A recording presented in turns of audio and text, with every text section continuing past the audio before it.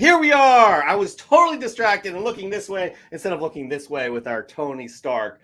Boom! But welcome to episode 183. Joseph, how are you?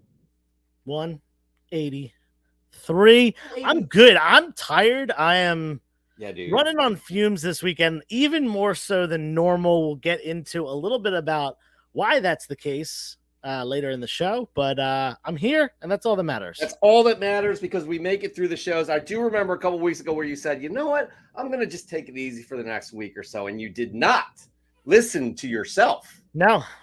So, You know what? Start listening to yourself. Start listening to that body. Start listening to that wonderful mind that you do have. Now, why is it, it's come to episode 183 to think of a great idea like this, but somebody by the name of Adam Adrian came up with this great idea, suggested it to us to start corresponding a specific issue to the number of the episode. We are going to start doing that today. Joseph, I think you really like the corresponding number to the book to the episode number. Why don't you take it away? Yeah. So again, awesome idea. Adam Adrian, awesome, great idea for sure. We, as a community, we collect things in within issue numbers and organize, numerically by issues. And, we have the episodes of this show, so why not tie them to something comic book related? And, great idea. And it's a great week to start it because today is issue, or rather episode 183. And the corresponding issue we are choosing is Daredevil number 183. This is, in my opinion, the best Frank Miller cover. And that's saying a lot because he's got some great classic covers. Wolverine number 1 is another one that really pops out. And, obviously so much during his tenure on Daredevil. But this one for me takes the cake. Both the action sequence, the flare from the gun firing, as well as the kind of gruesome exit wound thing going on in the back. Daredevil's body being, wrenched backwards as he's being shot by the Punisher. And, this obviously is a dichotomy between these two characters that whether you read the comics back in the day, back in the 1980s when this issue and the ones around it came out, or whether you got into the character through the Netflix show and watch season 2 and the trial of Frank Castle and everything. This is just such a classic moment, such a classic battle here. And you gotta love that background too. It's got that almost like a bullseye in the background. Obviously not really related here, but very cool cover. Frank Miller goodness. And fun fact, this is the first meeting of these two characters as well, who again have a long tenured history together, not just in comics but also in live action as well. And it seems like we're going to see more of them together on the screen next year. Cannot wait for that, actually. We were off last week because COVID hit you hard, man. Really, I didn't have COVID. I had the flu. I was really worried about you in the COVID, but we're back. But yeah, that's it's going to be debuting next year. We have, we're getting into the news. I think our Adam Schefter, aka Josh, should act. He's getting paid for that. He may as well say it. I'm just wasting my beautiful voice right now. But before we actually, let's just bring him in. Adam Schefter of Comic Book Canon, aka Josh's Comics 01. How are you, buddy? I'm doing all right. How you doing tonight, gentlemen? We're good. Joe is obviously better from COVID. I hear that, yeah. He looks so much better. He didn't have COVID. Before we get into actually the meat, the heart of what our Adam Schefter does, aka Josh's Comics, we're going to touch upon a huge event that happened yesterday. Josh, though, real quick, any little tidbits that we missed from last week? We got what's the first? Agatha, right, is premiering in when? These are quick hits. The fall. Yeah. The fall. And then we have Daredevil and Ironheart early next year, I do believe. Daredevil is in and also, very important to note, Agatha is now on to, I think, the 5th name? Agatha All Along. Oh, geez. Okay. Not Agatha Darkhold Diaries or Dark Agatha Coven of Chaos, or my favorite one, which was the first one, and I wish they stuck with this, Agatha House of Harkness. That one. That actually absolutely. One of them. Yeah. But yeah. By the way, we need to clarify something. Even though Paul's here every week, yes, he's the news guy. Joe I'm is the news editor. Editor in chief. He is the news correspondent. Correspondent editor. Yeah. I'm sure that's how it's professionally done. We both edit. We co-edit. So we're all about community here at the Canon. As you know, we're the biggest comic book channel in the history of YouTube. Probably the biggest live show ever in the history of YouTube. Like and subscribe if you haven't. You 19 million people that are currently watching. But there was a huge event that Joe, you made it to. Unfortunately, I couldn't. Josh couldn't as well. Tell us about it. What do we got?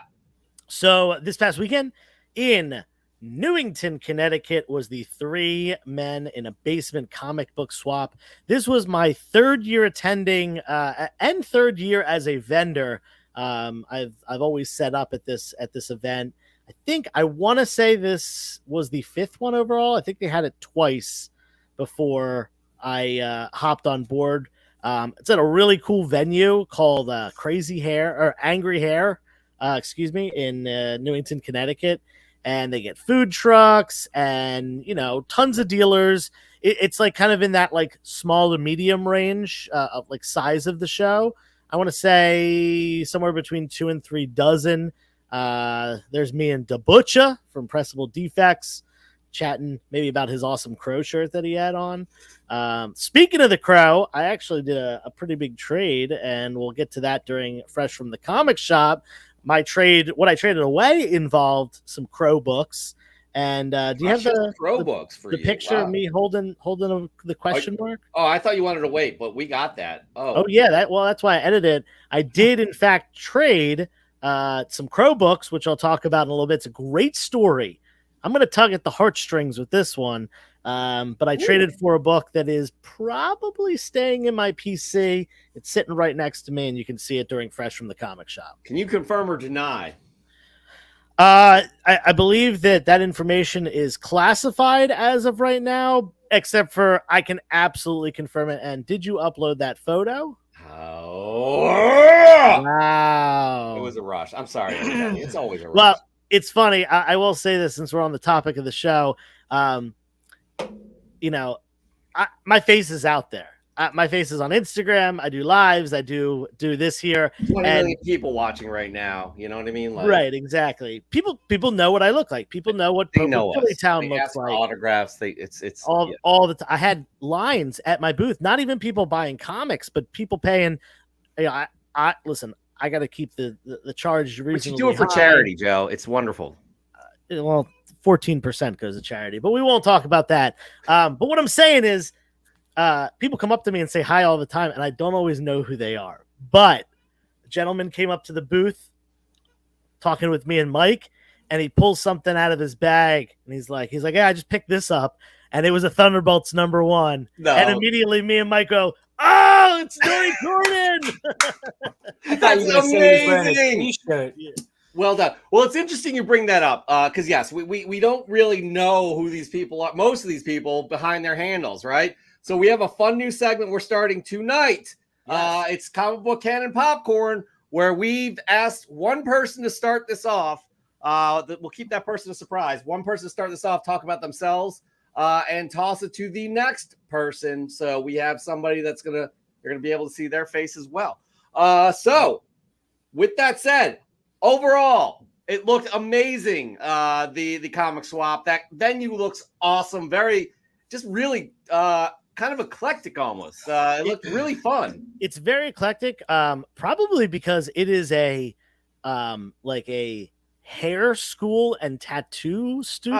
That just sounds cool. And they clear out all the tattoo tables. They clear out all the salon chairs and stuff like that. And it's just open space at that point where, we can set up tables. Some areas are raised and stuff. There was a foosball table in the back. No complaints about that. There was a food truck outside. There was a DJ going the entire time. MC Otto was making announcements, doing giveaways all throughout the day. Such a fun event. And this year, there was an after party, which made it even better. Yeah, I'm trying to get that footage of you doing karaoke to LL Cool J, which is actually really cool. All right, so Joshua, aka Adam Schefter, I know you've been waiting in the wings here. But we have your segment. Let it begin. We need to come up with a catchy jingle and an intro segment, but we're just going to get into. Actually, no. First off, real quick, no spoilers, everybody, but quick thoughts on X-Men '97. I've watched this whole series, all 10 episodes. Joe and Josh are still not finished yet, but I can absolutely, positively say this has been one of the best releases from Marvel MCU in quite a while. I was absolutely impressed. I loved what I saw on screen, what they're doing, the adaptations of the stories. Some of these storylines that are like 10 books, in comics, they whittled it down satisfiably with a little bit more than a half hour. And I'm very impressed with what they're doing. I hope it's a different showrunner next year. I hope it's going to be up to par for the next season, whenever that may be. That is all I will have to say for that for now, because I don't want spoilers out there. I don't want to ruin it for Josh and Joe. However, Josh and Joe, from what you've seen so far, what do you think? Yeah, I mean, I grew up on this show. This X-Men the animated series, Batman the animated series, and Spider-Man the animated series are what got me into comics. I started watching them probably in 93, 94 when I was just a little kid, and I got my first comic book in 1995, and that's what got me into this. I wasn't someone who was buying comics off the shelf and getting introduced to the characters. It was other media, most notably the X-Men animated series. So having a continuation of it is it's such a nostalgia trip for me. And it really doesn't hurt that it has been phenomenally written and just phenomenally done. Everything from the original voice cast members returning to what you said, the great storylines, the adaptations. I am an episode and a half away from finishing it. So I will probably finish it tomorrow sometime. And I'm so stoked to check it out. I'm real quick. I'm surprised at how the mature themes they hit upon as well. So yeah, right. While keeping it children appropriate. Yes, because it's sure, very I'm not going to show the show to like a 4-year-old, but I think an elementary school student, a 8 to 10-year-old can very much appreciate what's going on. Yeah, you're my daughter can't watch it. Well, you make the rules for your kid. Yeah. I'll make the rules for my imaginary children. That's fair. Anyway, Filbert and Filbert, you're bringing back Filbert. I love it, man. I love it. Josh. Yeah, I really enjoyed it. So I grew up watching Batman the animated series. I never watched the X-Men animated series or even was into X-Men when I was a kid. So I recently watched the original episodes, and then I'm on like the second to last episode. And man, it's really good. Like, and it's funny because there's a lot of controversy, I think, when we were getting announcements about the show, and everybody's like, "Oh, this is gonna be bad." Yeah. But, oh, look at the show. Like, it ended up being probably one of the best things the MCU has put out in since Endgame. One of the very best few. It's one of I think they've done really well, but this is they knocked this out the park.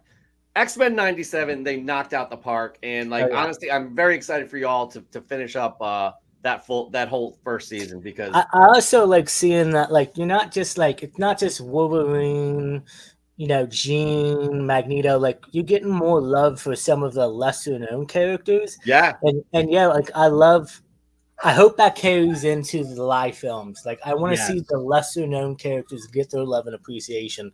And this show definitely shines some light on them. So yeah. They set the bar really high for what the live action is going to be. You know what I mean? It's going to be tough. Sure, honestly, I love Wolverine. Obviously, he is not just a fan favorite character, but also a very deep character that has so much significance.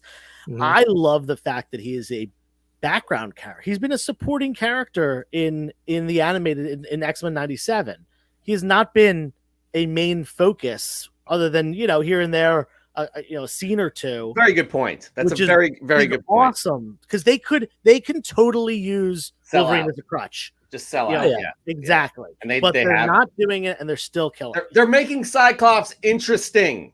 Well, No, way more interesting. Way more interesting. Come on. Yeah, All right, I agree. There. Let us know in the thoughts or in the comments what your thoughts are on X-Men 97. Yay or nay for you? I have a reason to believe most everybody here is going to give it a thumbs up. All right, Adam Schefter, aka Josh, please move on to your segment, your wonderful segment. We should have a jingle for, which we will. Promise.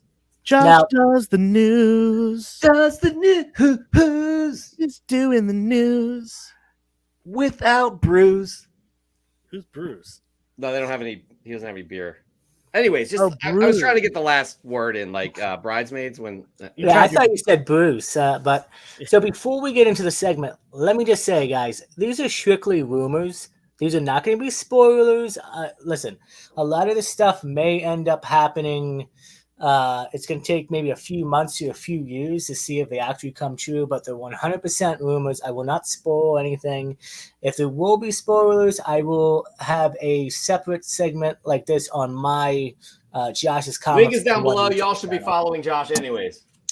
So let's move on to the first official rumor segment from me. Joe or Jeff, hit it.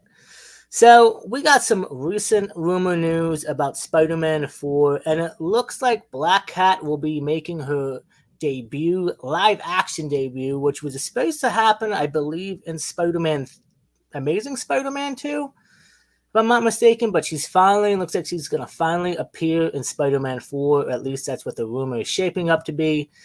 So I'm honestly interested in seeing that happen. I think she's another supporting character is Spider-Man. Like, I don't need to see, Gwen Stacy, Mary Jane. I don't need to see Doc Ock. I don't need to see everybody. I want to see more new welcome additions that we haven't seen before. What about you guys? I've been saying this for a while. She is the most significant Spider-Man character that we have not truly seen in live action. Well put. We did get Felicia Hardy in the Amazing Spider-Man movies, but we never got her as Black Cat. And yeah, like you said, that she was going to be in the third one, which was eventually canceled, which led to the Tom Holland franchise, yada yada yada. She is not only a villain of sorts, more of an anti-hero. She is also a love interest of Peter. She is also a character who kind of toes the line very much like Catwoman, like Punisher, like a lot of other fanfare characters, even Venom, who are this kind of anti-hero, can be on the good guys team, can also be working towards villainous things. So like I said, the most significant Spider character that we have not yet gotten fully fleshed out. Very excited. If this is the case, please, whatever they do, don't cast Sydney Sweeney. Please. I think she's got the looks. That's it. That's about it. All right. Well, I'd look forward to Black Cat. I would be. It's bring a fresh personality, fresh character into the mix. I mean, we've seen how many Mary Janes have we seen to this point? Is it, I guess, 2, 3? Oh, 2. Yeah, 2. 2. We've only seen one Gwen Stacy, but another in live action. We have not seen that's a very good point, Joe. That the most significant character within the Spider-Man family, as we can call it, we have not seen that live action aspect to it. But with that said, who is going to helm Spider-Man 4? Because I can think John Watts is off doing. Is Fantastic Four? I'm not sure. I mean, look, there's a lot of rumors going out there who may be at the helm, but it looks like the MCU wants to have a new face, somebody who they haven't had before, and that's James Wan. And if I'm not mistaken, James directed some of the Fast and Furious movies. Yep. In addition to Aquaman, there you go. Both Aquaman movies, and he's kind of most well known for one of my favorite franchises, the Saw franchise. He was the director on the first movie and co-creator, co-writer of the movie, and really created that universe, as well as the Insidious universe, which another really huge explosive horror franchise. Now, what's interesting to note is James went out in public and said after the release of Aquaman 2, he wants to step away from action comic films. I guess WB burnt him out pretty bad, so it is an interesting rumor. But I think if Marvel can go up to him and say, hey, we'll do what you want to do, we'll work with you, we want a good film, I think they can get James definitely in there. So I think he would be an interesting choice to helm that film and to see what he could do with it. Joe, you know more of him than I do. I thought Aquaman was cheesy. The first one was I thought was good. Entertaining. It was entertaining, cheesy. The second one was just, oh my god, really bad. Well, look, he can film action. We know that. Here's the deal: it's not. I don't. You can't put sole blame on him. Maybe most of the blame can't be put on him because of the mess that the WB is, the mess that the executives were. So I'm open to it. Because Marvel has had a formula that works. They have a track record that has mostly worked. I would say that they're hitting, it's like 80% of their films and the formula they put together, it's worked. So I would love to see if that's something they're looking to do, because they're looking to go back into that formula. Less is more kind of a situation, and not dilute it with really not great outings. So anyways, interesting. And let's to be continued. I bet you they're going to need to do something soon, because this is going to happen before the new Avengers films are coming out, right? Well, yeah. So it's rumored that Spider-Man 24 or number 4 comes out in 2025. Which is very hard. That's hard to believe. Right. It doesn't seem like that's possible. They would be shooting now. Right. It seems like early 2026 would be the earliest. I have information saying that a director will be announced very shortly, and that shooting may end up happening starting in September, October. Sometime. See, this is why we call you the Adam Schefter of the canon. We'll see again. We'll see how everything works out, people. More of these tidbits, please. All right, moving on though. Another from a big character to a big name, possibly in the MCU. Oh, yeah.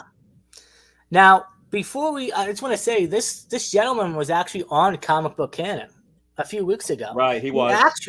He actually showed up at Bat Comic Fest. Joe asked for a picture, and I wish I had that available to us. I mean, I'm just saying, but like, I know him shorter than Joe thought. Is that correct, Joe? Very true. Multiple inches shorter. Yeah. But let's just get into it. Josh, what? Who?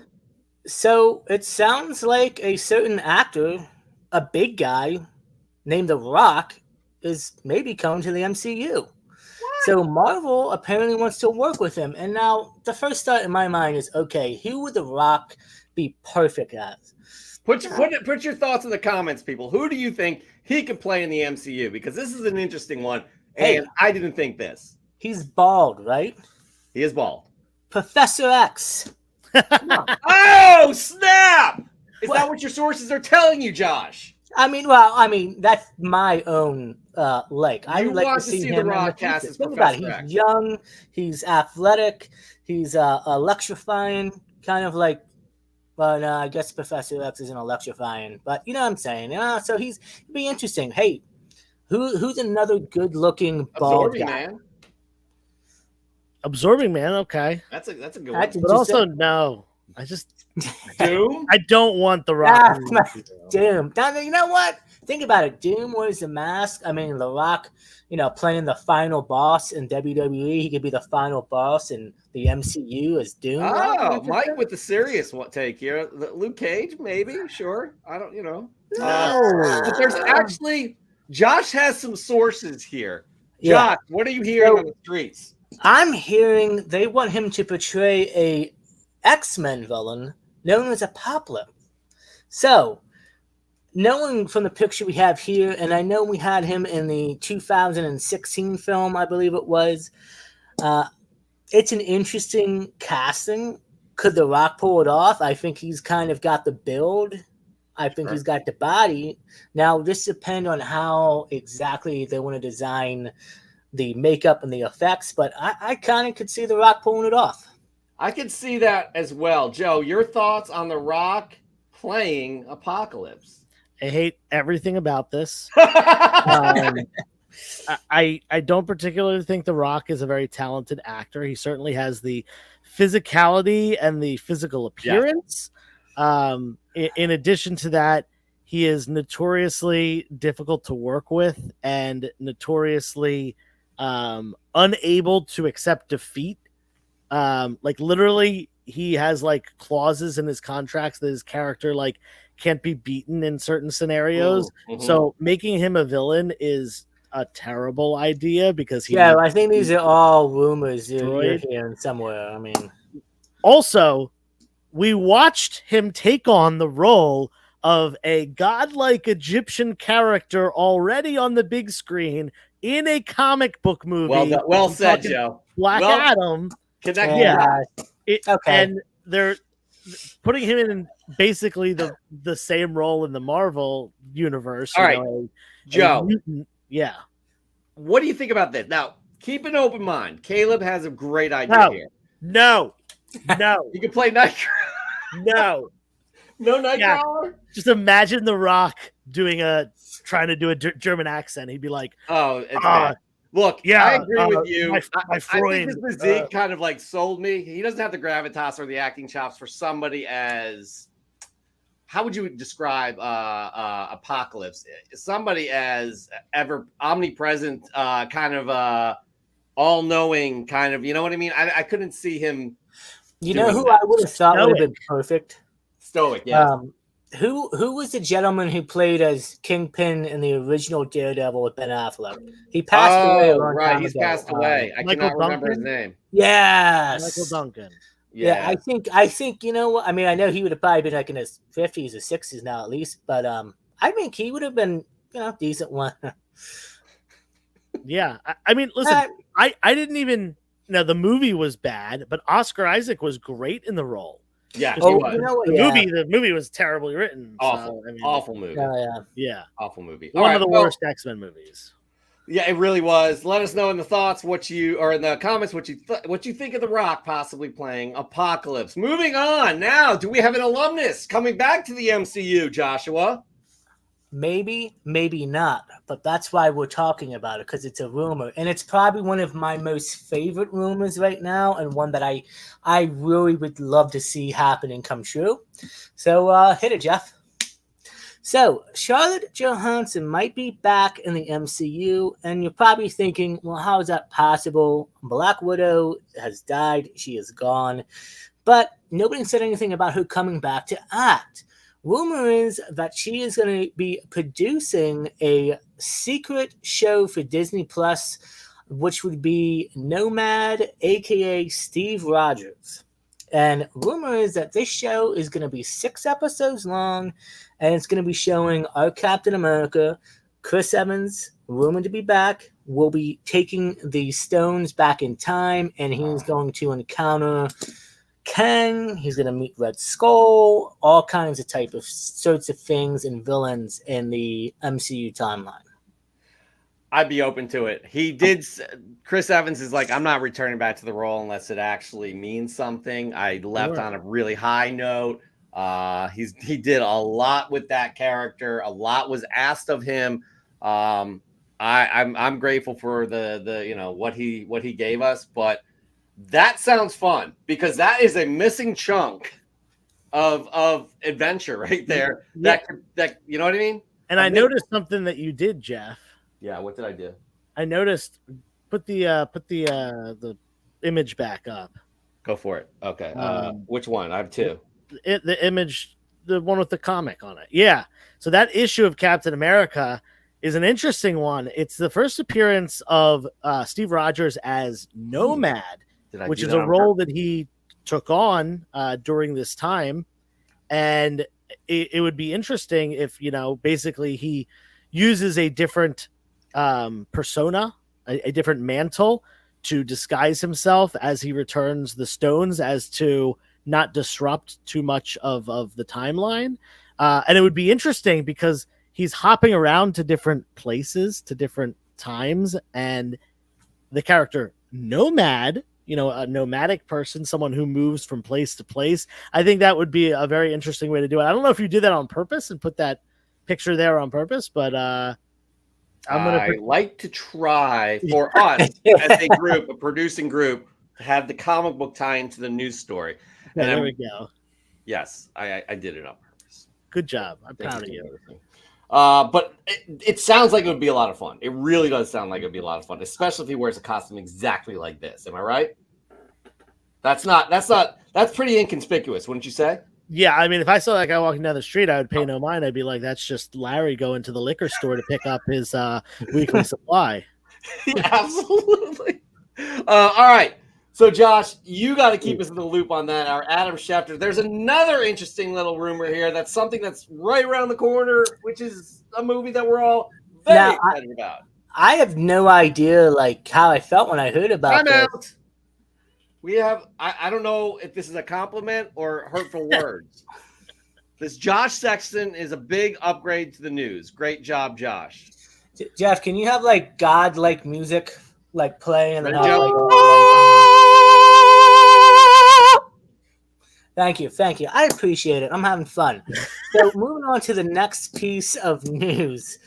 This is very interesting, and we'll talk about it in a minute, but rumor is that the original person that saved Marvel, that started kind of the MCU, might be reappearing in Deadpool and Wolverine. Take it away, Jeff. That's right. Wesley Snipes might be making a return as Blade in Deadpool and Wolverine. It's something that is very interesting. But I don't know how true this can be, because we heard how Ryan Reynolds and Wesley worked on Blade 3 and they didn't get along together at all. There was a lot of issues going on with them. So it'll be very interesting to see if this actually ends up happening. But you know what? It looks like there's a lot of cameos that are going to happen, and I'm open for it. I think it'd be fun, even if it's Deadpool killing him like real quick or something. But I don't know if Wesley would actually sign up for like a 10-second cameo. Well, he's definitely not going to be paid some money. He's not going to be a supporting character in this film. So I think anybody and everybody is trying to have a cameo in a Marvel film these days. So I even if it's 15 seconds, you're in a Marvel film, you have relevancy again. Not to say he doesn't. He has a comic book that's out now. He's still doing acting work. But I mean, Blade was the height of his. I mean, he really took off around there, and I think that was his peak. But I'd love to see it, Joe. Your thoughts as I open up a new Polar Springs beverage? Ooh, yeah! #, Polar Seltzer. I mean, obviously, the Blade movie is great. I think we all agree that, at least the first one. Yeah. We'll talk about the other two, but I thought 2 was. 2's fine. Good. It's a decent movie. 3 is bad. Yeah, but 3 is crap. Yeah, but anyway, I think kind of paying homage to the previous couple decades of Marvel film content. I think including as many cameos and as many, like Josh said, even if it's just appearing briefly and getting killed off as part of like the trimming of the sacred timeline, the MCU timeline. I think the more fan service they can do on that, the better. Yeah. Especially if they're going back to that movie came out in 1998. So that predates X-Men, that predates the Raimi Spider-Man movies, that predates the MCU by 10 years at that point. Even Iron Man 1 wasn't until 2008. So I think that kind of paying homage as well as just tapping into different generations is going to be just such a cool thing, such a cool experience that hopefully will bring everything together. Not just the fan base, but also the content, the continuity, and I'm all for it. It's interesting because you didn't expand on this, and I'm not sure how many people know that Marvel sold the rights to Blade for it to be produced as a film, so they did not go bankrupt. Or did they go bankrupt? But it helped them bring them out of bankruptcy, I think. They were essentially going bankrupt, And their last ditch effort was to sell off some of their properties for the film rights, which initially was Blade, then came X-Men, then came Spider-Man, X-Men going to Fox, Spider-Man going to Sony. And that was able to not only save them from bankruptcy, but also bankroll the MCU. Well, actually, Blade, if I'm understanding it right, Blade actually, I think it only made like $150 million, like in a theatrical run. But like in 1998, like for a film to make that much money was like, oh my God, we've made it. Right. So from my understanding, if Blade was not successful at the box office, Marvel would. I'm not saying it wouldn't be around, but it would maybe not be where we're at today. That would be. Well, I'm sure they use the success of Blade to sell off the rights to X-Men at a higher. That's what I'm trying to say. Like, without Blade, like if Blade was very unsuccessful, who knows where Marvel would be at today? Yeah, for sure. Very interesting fact. All right, and our final little news story here with the Adam Schefter of Comic Book Canon, Joshua. What do you have? I'm very excited. Yeah, very well. I'm surprised. We haven't talked too much DC. Actually, none of it's been DC except for this. Mama shame on me, right? The Joker. So what we're gonna do is, I'm just gonna say I'm very excited for the Penguin that's coming out later this year. I don't know if they have a release date in mind. Do you gentlemen know? I want to say it's late. Yeah, I think there is. I think they said fall. But anyway, we just got some great news. Mark Strong has been cast in the Penguin. Now, he appeared in Green Lantern as Sinister. Or Sinestro? Yeah. He also appeared in Shazam, and I don't know what his name is. Two DC films under his belt. He's a veteran of DC these days. For sure. Actually, this will be his third project. So he's officially cast. We know that. So now the rumors are coming in. Who's he going to be played? And obviously it's going to be a physical role because his trainer even confirmed who's been training him for fights that he's in the show. So some people are starting to spark rumors, and a couple in my mind that I would really like to see. One is Black Mask. I think he would play a great Black Mask. I do too. And the other rumor I'm hearing is Hugo Strange. Why would he need to bulk up for Hugo Strange, though? That's the question I have. Well, I mean, it could be a different take. It could be one that's more physical. You're right. I mean, then again, we're in a new era with Matt Reeves' Batman, so who knows how he wants to bring these characters in. He could do something different. That's a good point. Wasn't Ewan McGregor, though? He was Black Mask in the Harley Quinn. Ewan McGregor. He was good. Obi-Wan Kenobi. Yeah, he was really good. But anyways, I thought that film was it wasn't good. No. Another DC. But I think Mark Strong is an incredible actor.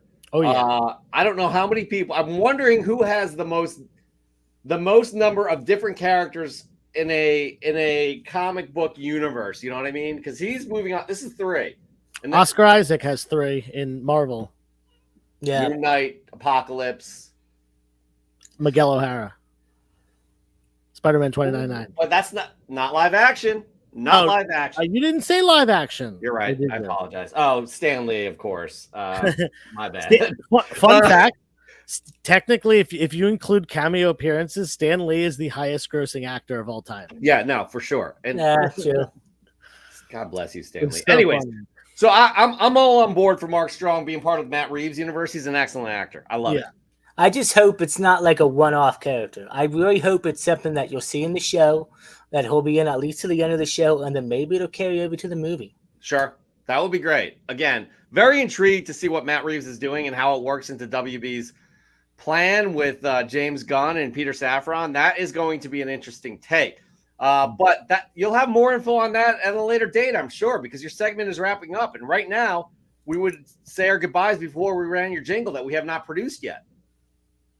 So, is that that's your sign off? Josh does the news. Now, my sign off is this. Ladies and gentlemen, gents, girls of all ages, Well, I can't even say that. That's a little bit inappropriate. I was gonna say if we got 2 words for you, but I can't do that. We lost Jeff. You may have to stay here for the duration. No. What can't you do? All I'm gonna say, guys, this is the first segment with me on here, and it won't be the last. I'm coming every week with hard-hitting rumors, and we're gonna get to the bottom of this stuff. We're gonna find out eventually if this is true or not. Maybe I'm just talking out of my tushy. Who knows? But I'm having fun. This is Josh's Comics. Again, I'm signing off. It's been a wonderful time. Stay safe, take care of each other, and as always, before I see that, hit that like button and please subscribe to Comic Book Cannon. Yes, please. Please. Yes, please. And with that, you got. Oh my God, he's back. I have no idea what just happened there, but It I may clicked out of existence for a second. I hope it wasn't Johnny Galactica. But guys, it's been fun. We will see you guys. I will see you guys next week. You absolutely will. Fantastic job, everybody. Please like and subscribe. Josh down below, as well as Comic Book Cannon, Joshua, aka Adam Schefter the Cannon. We will see you next week. Have a good one. All right. That was the news. Now, y'all need to prepare for this next segment that we're going to do in a second. Get your questions ready for Ask Joe and Jeff. They're always, the answers are always it changes your worldview. Am I right? This is why one of the reasons why people come here to talk about comic books and Ask Joe and Jeff. So while we're doing that, though, while you're getting all your questions down in the comments, we're going to say hello to some people. Nukes Comics in the house. Hello, sir. Joe did blip indeed. Goonish Lurker saying good night to Joshua. We got Pope at Chilitown, a.k.a. Mike. Who else do we have? Bottom Tier Collector. Immortal Scruffy. You may learn about that gentleman a little bit later. I don't know. Just give a little tease. Agreed. Bottom Tier Collector was good. You don't like him. Okay. We got Noah A. I think Noah A was at the comic swap. Caleb Leland, aka Cable Leland. He loves it when we call him Cable. Who else do we have? Dan De La Torre, who we're going to see in a little bit right here. He has a live question as always, and he's our judge too, so he's obligated to be here because we pay him. We got Bond. Paul Bond. Good job. That was really good. You were on point right there. I said Mike Hags. We got who else? Spider Dude in the house. Thank you for being here and sponsoring Fresh from the Comic Shop. Spider Dude Comics link is down below. Who else? We got Tony from EGS. We got an active chat group here. Everybody like and subscribe if you haven't already. We do this show every week. We love doing what we do. We love talking comics. I am still not through all of this stuff. Josh's comics, you just saw, are Adam Schefter. Jordan Norrie, who Joe met personally. And Dr. Plagueis, out with the family. Thank you. We will see you next week, hopefully. All right. So where are these questions for Joe? Well, we do have a live one in the chamber. In the chamber. But why don't we give it a hot second here and just do this? Ask Joe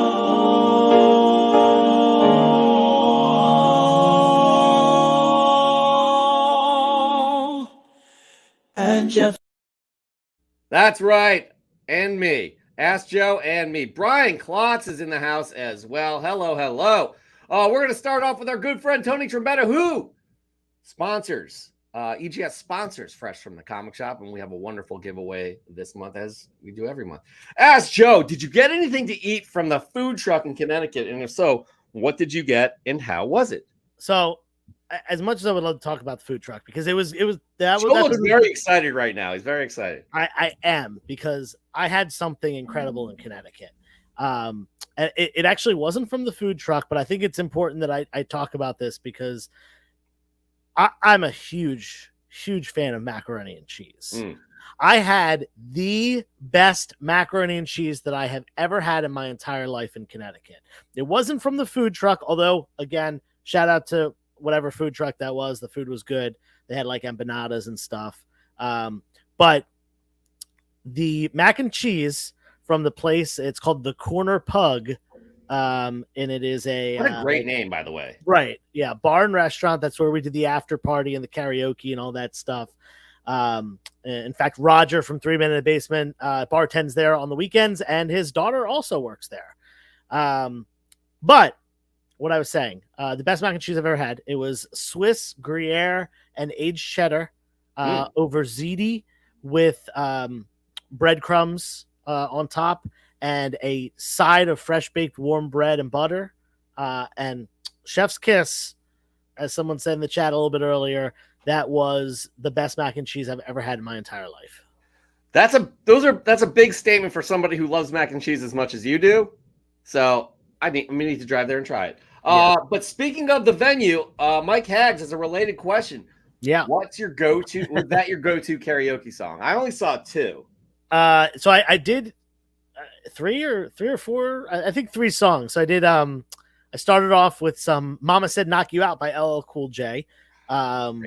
Great song. And once that beat kicks in, you get everybody hyped right there. I know. Yeah, and that was like kind of starting off the night. I think I was the second person to go. Great choice. So I kicked it off with that. I went a little bit harder on the next round. I did Guerrilla Radio by Rage Against the Machine. I kept joking about doing Limp Bizkit, but I didn't end up pulling the trigger on that. I did the third song that I did was For Whom the Bell Tolls by Metallica.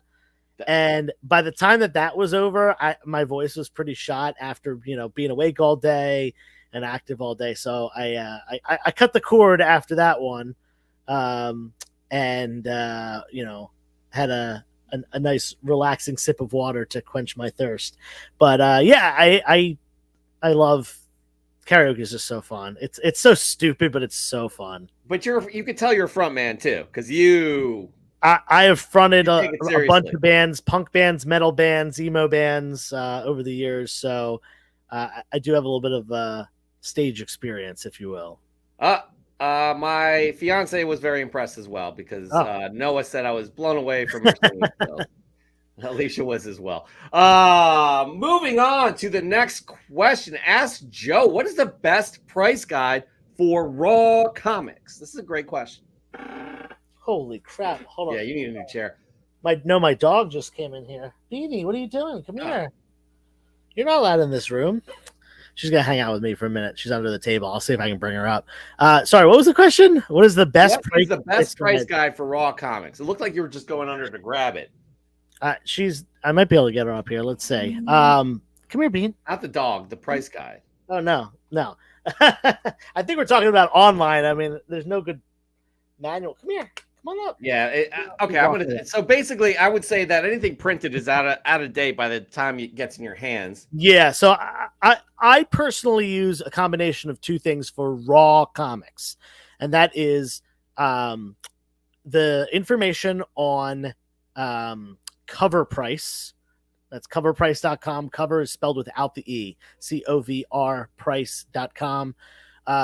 In my opinion, that is the most accurate, but it is definitely not 100% accurate for pricing. I often will double check, especially if it's something that's not sold super often. I will double check on eBay sold listings for 1980s Claremont X-Men, for Amazing Spider-Man, for Batman. It's going to be pretty accurate because there are tons and tons of sales for books that sell less often, Golden Age stuff and indie books, stuff like that. eBay sold tends to be a little bit closer. Cover price could have correct data, but I usually do double check on eBay then. The problem is with collectibles, there is no definitive price. The price at any time is what someone will pay for it. Even with graded books where you are sure of the condition of the book, down to what you're, willing to trust. Even then you see price disparity of sometimes like up to 40% in either direction, up or down from what the average is. So, if you're talking about buying, do your research, look up, a bunch of sales. If you're talking about selling and how you want to price stuff, kind of figuring out like an average of recent sales usually is the best way to go. You're that way you're not selling it too low. You're also not asking too high, so people aren't going to be turned away. The question was about Raw, but I do want to say that for graded, GPA is the way to go. By far the best source. Yeah, I use Cover Price only. I'm a subscriber to Cover Price, and the reason being, it takes an aggregate of all of the sales. I guess only from eBay, not like from Mercari or other sites as well. I like to use that, but I don't use any like a hard copy of a price guide. No one does anymore. I mean, it's nostalgic. I guess they still produce it, and there's nice articles and things like that, and it's very knowledgeable, things like that. But it doesn't really kind of serve a purpose. And I know one comic book shop that still uses it to price their books. Oh, I know a lot of comic shops that do, and they're often, especially with like more obscure things that are harder to move, they're often really high. Oh, they're really high? Yeah, interesting. Surprisingly, yes. It's mostly like random golden age stuff that is just like, okay. I can't imagine someone selling this random XYZ book for this much. There's a comic book shop. They're great. They're very nice people. Really great store. It's Cave Comics in Connecticut, New Haven, Connecticut. They literally price their books using the price guide, and they don't have their finger on the pulse for a lot of things, so you see a lot of things there for really cheap. I love going there. So but they're great people. They're definitely great people. All right, we're gonna move on to the next question here. Ask Joe, CBC, and Jeff as well. Thank you. From our Adam Schefter, if Marvel and DC offer you both a chance to write one comic title for the year, what one would you pick from each? Joe, you go first. Oh man. So I can go if you want. If you want to think about for it. DC is easy for me because I am very much a Batman fan and not a huge fan and not very knowledgeable about stuff outside of the Bat family. So I would definitely pick that because I honestly really wouldn't feel comfortable writing about any other characters. I guess maybe if I really wanted to hone it in, I probably would say Nightwing. Nightwing's just such a good character. And I've really liked the Nightwing run over the last couple of years as well. It's been one of my favorites, especially when Tom Taylor was writing it.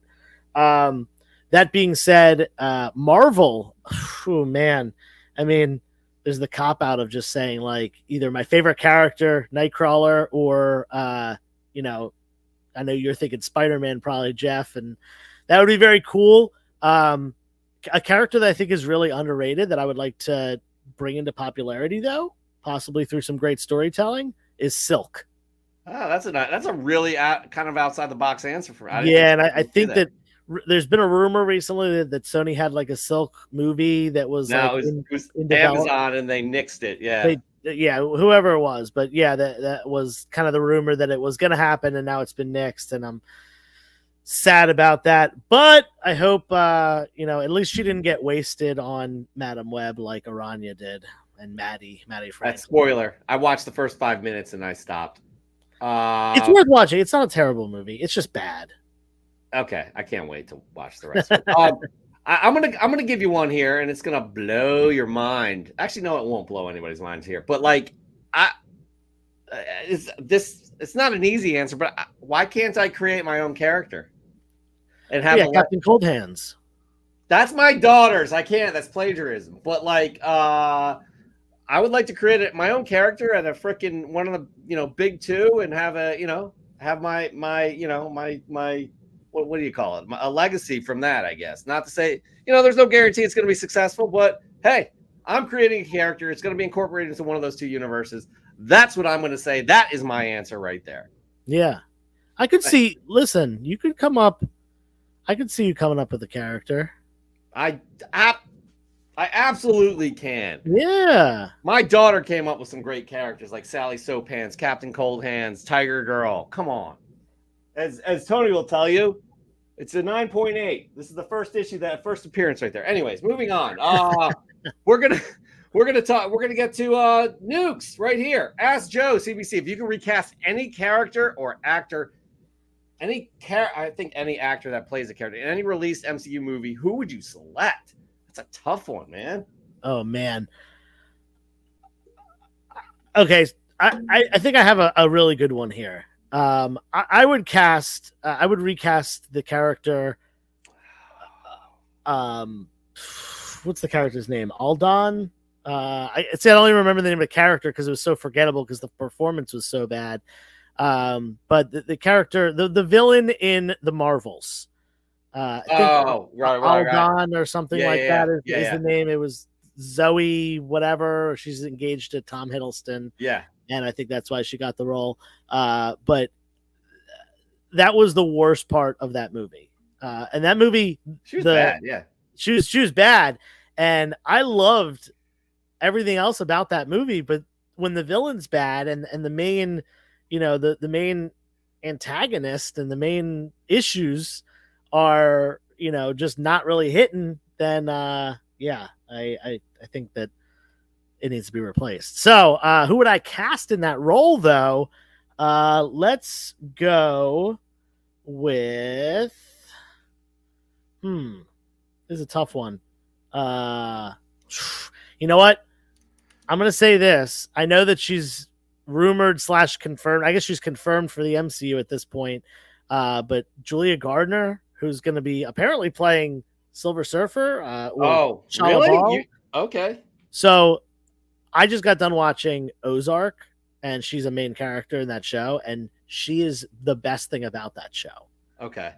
So yeah, obviously prior to seeing her in the Silver Surfer role, I'm going to go ahead and say Julia Gardner would be phenomenal in a villain role in the MCU. Okay. I have somebody right here. I had to look it up. Okay. So basically, I'm gonna take it back a few decades. Can I do that? Yeah, you can take it back as far as you want, man. So the first X-Men, Halle Berry played Storm. Oh, I know who you're gonna say. Who am I gonna say? Angela Bassett. I couldn't remember her name, but I knew. Yeah, she would have been amazing. I felt Halle Berry was a little too soft. Angela Bassett would have been badass. Oh yeah, absolutely incredible. And she was great in in the Black Panther films. Oh, outstanding! Like she's outstanding in everything she does. I'm not saying Halle Berry is not great in what she does. Yeah, I think Angela Bassett would have made a better Storm. I liked her in Swordfish a lot.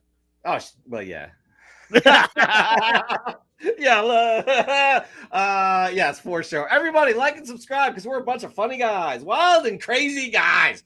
I think that's the last question. Is that possibly the last question for Ask Joe and Jeff? No, it is not. We do have a live questions in right now because we have a live one. Everybody, please welcome Dan De La Torre, the judge. Wait, also hold on 1 second. There also is one more question that I just highlighted. Oh, okay, good. But why don't we go to Dan first? Then we'll come back for Noah's question and any other ones. Dan, Judge, welcome. Do I have to take my hat off? No, you don't. No, I'm not in uniform. I'm also very exhausted. My wife and I came back from Reno, which is like a 4.5-hour drive. You look great from Sacramento. So yeah, thank you. I saw you bowling in some Instagram video. That was my wife. Oh, your wife. Okay. Yeah, she got a nice strike. She's getting a lot better. But anyway, let's get to the question here, guys. As a huge cynic that I am, as I'm getting older, I noticed, with all these big keys that are going back and forth, I noticed a lot of the, well, not a lot, but a number of these slabs are first and second generation slabs. Mm-hmm. Now, the cynicism comes from this because Blackstone, which now owns CGC, wants to get as much money as possible. Sure. We also know nothing lasts forever. At some point, these comics will begin to degrade. And once that does, the Blackstone will say, "Hey guys, you got to start reslabbing your comics if you want to preserve them." Blah, blah, blah. So the question is, Joe, have you seen any? Has that happened as yet? I've yet to see a comic degrade in a slab. And also, what's the shelf life of this? So I want that take from the question is posed to both of you and Tony Trombano, who's in the chat. If Tony, you could weigh in on this. How long do we have? Because I'm looking through my collection here, and I've got some. I don't have any first generation, but I have some second generation CGC and CBCS slabs, especially my Avengers 4. I don't want anything happening to that. So at some point, there's going to be a shelf life. So have you heard anything, Joe? Has that happened yet? And what is the shelf life to your knowledge? So great question. Really good question. As far as I know, I mean, they've only been slabbing for 20 some years at this point.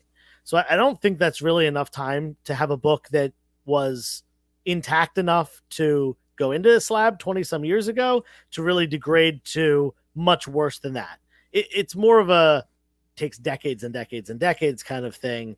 Not, 2 decades, 20 some years. That being said, from what I understand, part of the reason to slab, especially, in my opinion, Golden Age books that might be more fragile, is it has a level of preservation to it. Chamber paper is inserted, as well as, the encapsulation process to, keep it airtight, not affected by the elements, not affected by moisture. And obviously most people that care about their things are going to be keeping their slabs in a temperature controlled area. I don't know too many people that have their slabs in the garage or the attic or something like that. I have not heard anything of, books need to be reslabbed X number of years, like you hear with, throwing away old bags and boards and stuff like that. And one of the great things about slabbing, or even just using Mylar versus, typical bags and boards, is that it's closer to, or even at the level of museum quality, as far as, preservation material. So, is there a point where you probably need to reslab? Yeah, I think so. Totally. There's gotta be. Is it anywhere close? Probably not. I am not a paper scientist, so I cannot tell you for sure, but, yeah, I think that, Mark is saying 50 or so years. I can see that being, more of the timeline, not the 20 or so years that we've had so far. 50 years in a slab, you're saying, or just 50 years in general? That's when paper starts to degrade. Yeah, I mean, I don't know the science behind it. I know that paper isn't supposed to last forever, but the paper quality of Golden Age books was also way higher than the paper quality of 1960s books. So, we might even see more degradation in, the Silver Age keys, FF1, Hulk 1, AF15 than we see in the Golden Age stuff that's significantly older. And, like we're talking about here, I only have like 1 or 2 books that's still in a Gen 1 slab from the early 2000s. Most of my stuff is at least that Generation 2, which, went from, I don't remember what year they started at, 2007 maybe, up until 2000. I think they switched the slab 2015 or 16 when they started doing the 3rd gen slabs, which they're on now.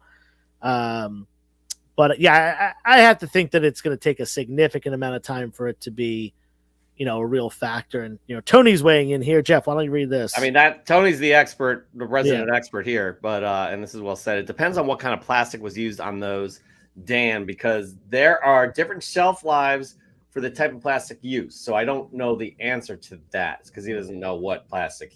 But I mean, Tony, you know what plastic you use, and I'm sure it's quite durable, and you've put a lot of thought into that.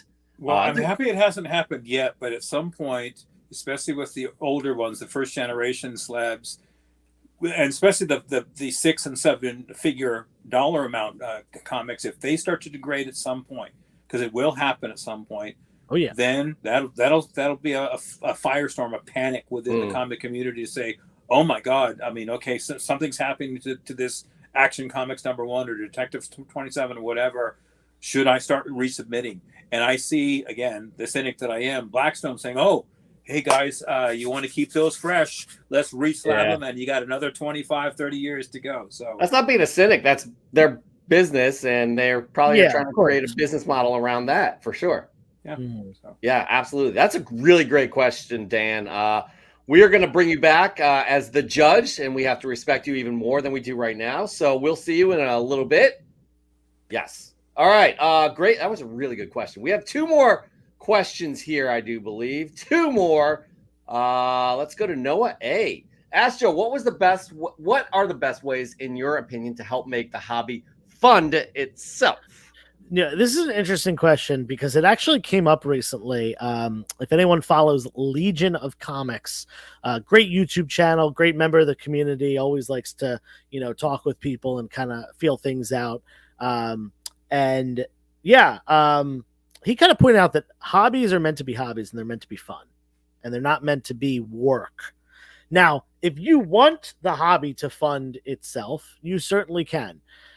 In my opinion, the easiest way to do so, at least, you might not be able to fully fund your hobby this way, but kind of the easiest way to help yourself along the way is look for the good deals. Even if it's not necessarily a book that you want for your collection, if you can get a good deal on something, maybe a flea market find, a thrift store, a yard sale, and you could pick up some key books that are a little bit more sought after for cheap.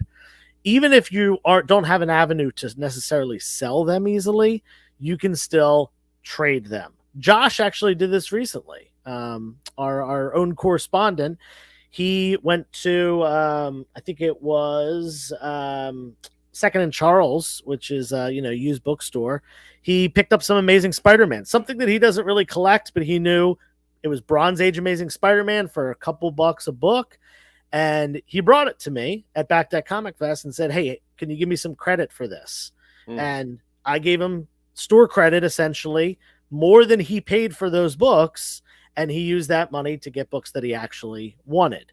That's a simple way to do it without actually having to go ahead and resell. Obviously, what I do is on a whole nother level. I buy collections and then I sell that stuff on Instagram. I sell that stuff on at conventions. I host my own events, Back Deck Comic Fest. To do it on my kind of level and make the hobby fund itself is a lot of work. I'm not going to front here. I put in 30, 40 hours a week sometimes on comic books, in addition to my day job and my own, mowing the lawn and other housework and stuff. So doing it on that level is very, very difficult. And, Paul Bond, who's in the chat here making fun of me, he's doing it full time now. So his hobby has become his full-time job. And, that's kind of even the next step beyond where I am, where not only is it funding itself, but it's funding your life. You can start off small, though. You can start off picking dollar bins and either trading or selling off some of those books. Best way that I can think about doing it is just try to get in on books for cheap. Whether that's doing a bundle deal, trading for things that you want, trading things that you don't want anymore for things that you do want. There's so many ways to go about doing it. But once again, I will say it is very hard to make it completely fund itself. There are ways to make, to do a little bit of work and have it alleviate some of the financial burden of the hobby. Yeah, for sure. Again, there's entryways into this, and I think the best way to do that is looking through the dollar bins and then turning those around. You may find a book that's worth $20 for $1. You know what I mean? Flipping that, getting some more capital in there to get the things that you do want. So easier said than done, but the hunt is part of the fun in my opinion. So just get out there, have fun, look for garage sales, look for people putting stuff on Craigslist as well. There's some good deals out there that people just want to offload this stuff, and you may find that capital just like what Josh did and be able to turn that around to get things that you actually want. So have fun with it. Yeah, and you don't have to necessarily be someone who is a comic book seller per se to buy stuff for a good price. You might, I stopped at a flea market today that I was just happened to be passing by, had no idea there was there. There were no comics there, but there could have been. Jeff, a couple months ago, I remember you messaged me saying, "Hey, this guy's got a collection for sale. It's some big books. I might pull the trigger on it. Here's what he's asking for. Should I? And you ended up, as someone who's not a comic book seller at all, you are just strictly a collector. You bought that, even though, maybe not every single book is a PC book for you. No. But it was a good deal. And now you also got some trade fodder out of it. And you can bring that to a show and, trade it in for some other stuff. Yeah, for sure. So again, just get out there, start looking around, start digging. It's fun. It really is fun. All right, we're running a little bit late, so we're going to get to these. We have 2 more questions, I believe, real quick. Yeah, an easy one to answer. Joe, we've said this before, but love talking about it. Joe, you first. Yeah, first comic book I ever got. It was my 5th birthday, 1995, and my dad's friend Jerome. He was a comic book collector, and definitely from what I can tell, he was like an early 90s investor buying multiple copies of stuff. And I'm pretty sure one of the books that he bought multiple copies of was Todd McFarlane's 1990 Spider-Man #1, which came out the year I was born. And I showed up to we were going fishing right around my birthday, right around my 5th birthday, and he gave me a copy of it. And I still have that same copy that he gave me. It's got a little tape pull on it, which happened when I was like 13 after immaculately taking care of that book for the first 8 years. But it's one of my favorite books just because I've had it longer than any other comic. Yeah. So I was a huge Spider-Man fan growing up, even as far as I can remember, like 3 years old, I would say. And I know I got a Spider-Man book in some like Dial detergent deal my mom gave me. I have that. But what really got me collecting was Keir Alexander in 7th grade gave me X Factor 1 and West Coast Avengers 1. And I started buying those books monthly. And that, I've had peaks and valleys. I've stopped collecting and then started again. We've all been there before, but that's what really got me there. That's a great question, Scruffy. And then Brian Klotz asked Joe, what's your take on the YouTuber discussions around peak slabbing, i.e. all valuable comics being slabbed within the next few years and nothing being really rare? Collectibles, Dad, and Swagglehouse. So, yeah, I've heard this before. Here's the thing. Not all collectors want slabbed books. So there are going to be people that even if they do buy a slabbed copy, they're going to crack it out. So there will always be raw books available. Don't you worry about that. That being said,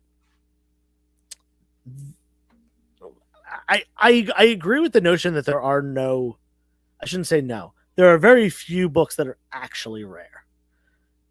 Amazing Fantasy 15 is a massively expensive comic. Copies have sold for millions of dollars. An intro level copy, a 1.0, an intro level complete copy is still around 15,000, a 2.0 around 20,000. We're talking a very expensive comic, but there are quite literally thousands of that book on the census. And there's at least hundreds, if not also thousands of more raw copies out there, whether they are in a collection that are just being kept raw, or some of them, I'm sure, are still hidden somewhere in someone's house, in storage, in an attic. There have to be AF-15s out there. But it's a very expensive book. There are books that are actually rare. There are Golden Age books that are actually rare. There are, low print run indie books that are extremely hard to find. Stuff like that. If you're concerned about, everything getting slabbed up, I don't see that happening for a lot of reasons. One of them being what I said before, not everyone collecting slabbed books. And things are going to happen. People are going to collect books and they're going to unexpectedly pass away. And that collection is going to have to be sold at some point, whether it's sold to an auction house, whether it's, the family just selling it off piece by piece, or bulking it off to, a dealer or a comic book store. Comics are going to continue to get cycled around. It's not like, okay, everything's been collected, we're done here. If that's the question, that's not going to happen. If the question is like about slabbing, people are also gonna like crack, press, resubmit books too. Try to get that grade bump. A new technique might come out, and people, utilize that new technique like they have in the past couple of years with the blue light treatment and stuff like that, to get a higher grade or a more eye appeal on their book. So yeah, I don't really see that being a problem. And to be honest, I don't really care too much about that being a problem, because like I collect comics because I like the comics, not necessarily because I want to find, crazy stuff and make a ton of money off it. There's a ton of ways to acquire comics through shows, through buying from other collectors and stuff like that are, just as fun to me as, the thrill of the hunt. Yeah, I don't have much to say on this either. I don't see it, because we would see some sort of a pattern if that were the case. And Joe, as you said, there's still Amazing Fantasy 15s out there that are not slab, that, you know what I mean? Like, I don't quite understand the thought behind it, but because I think a majority of people aren't looking to get their books slab too. I feel it. Yeah, like listen, I collect graded comics, slabbed comics. I have a ton of them, but the majority of my like ASM run isn't slabbed. I have 0 Miller Daredevil books slabbed, 0 of them, and that is a run that I'm like collecting really high grade raw copies of. Same with Claremont X-Men. I have a couple of the big keys slabbed and a couple of like random, 9.8s that I've gotten just from, finding a copy that I thought was a 9.8 and sending it in.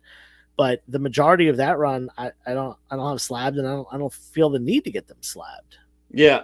Again, we talked about this too. Like, I'm not one to go out actively collecting slabs. If I see a great deal, I'm gonna get it. But like, other than that, no. So I don't know. Yeah. It's interesting. Time will tell. But I don't think it's gonna get to that point. So I think Joe and I are on the same page about that. Yeah. And right there, that ends. I do believe, yes, that ends the segment we call Ask Joe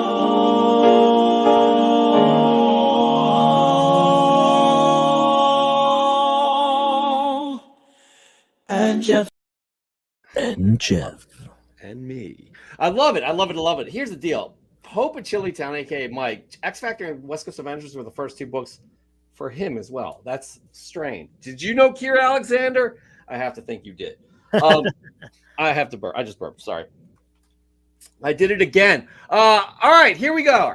This is our brand new segment that we are debuting today with a certain person who was chosen to be our first popcorner, right? He's popping corn. He's tossing it to somebody else. So pay attention to who that could be, because it could be you. Again, we wanted to get to know the community better. This is a very corporate kind of lingo type. Let's popcorn around the table, ideas or what have you. This is asking people, who they are, what the comic book community means to them, what their first comic book was, et cetera, et cetera. It's really fun. Everybody, please get to know the Immortal Scruffy. Hey, everyone.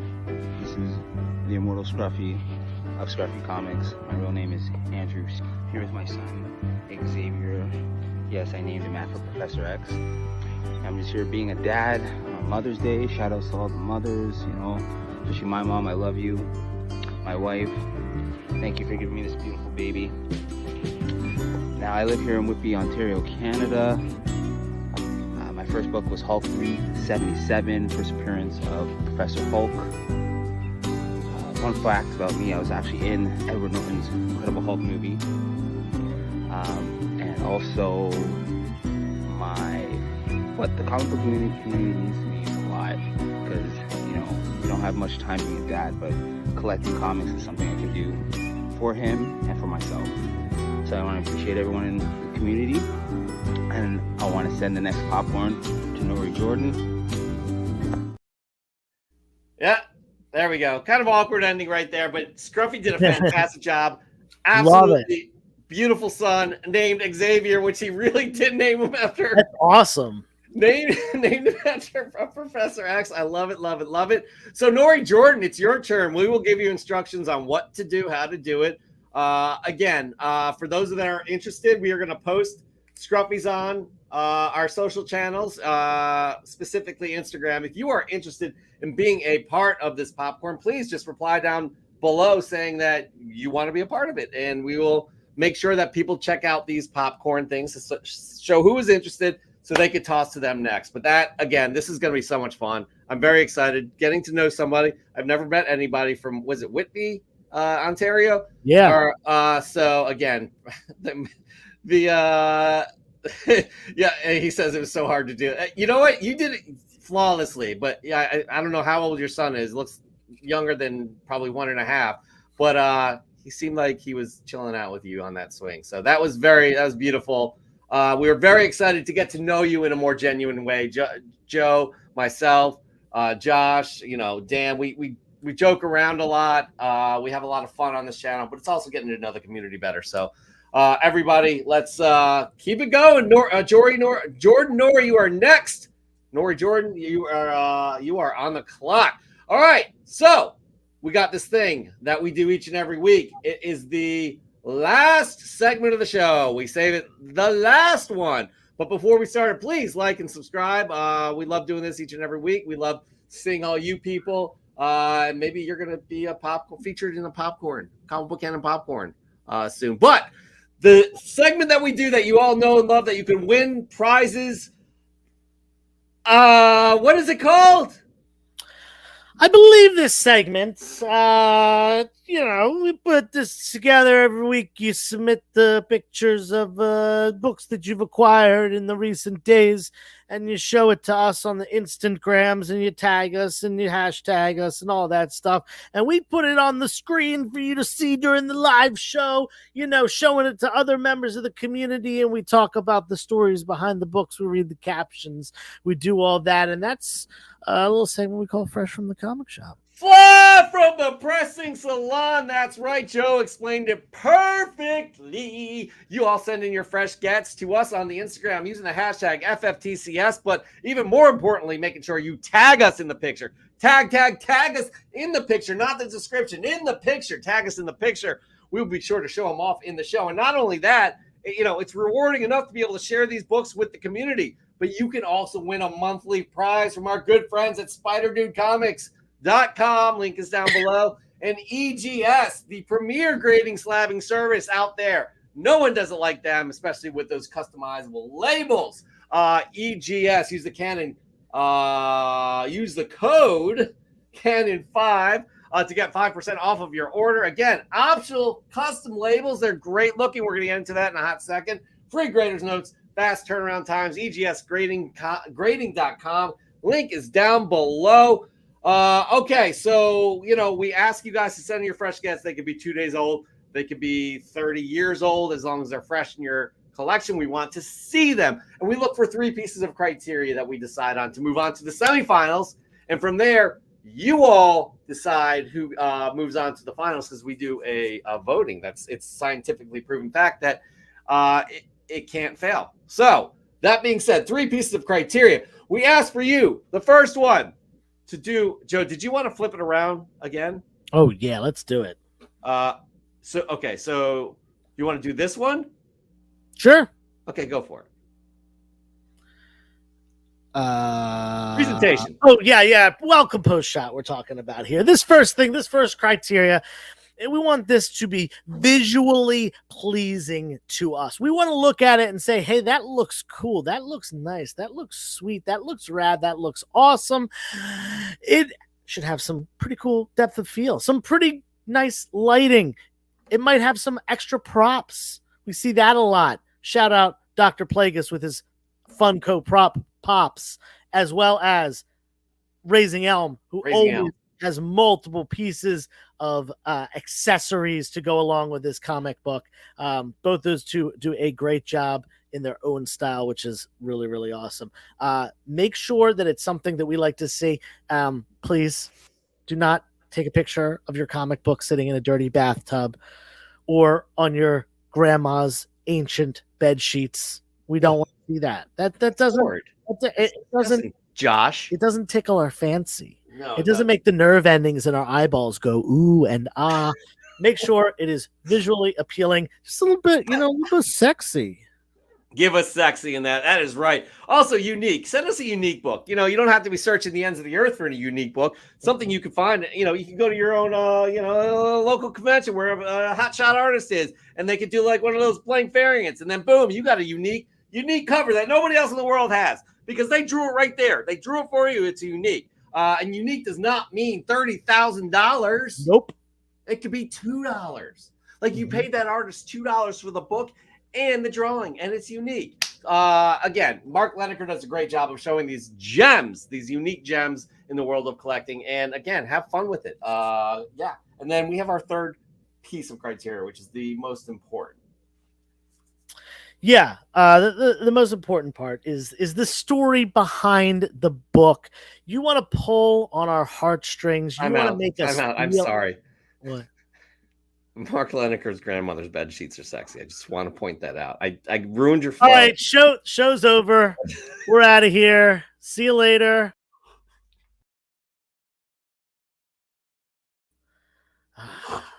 We got a show to do. This is awful. There we go. All right. Anyway, moving on.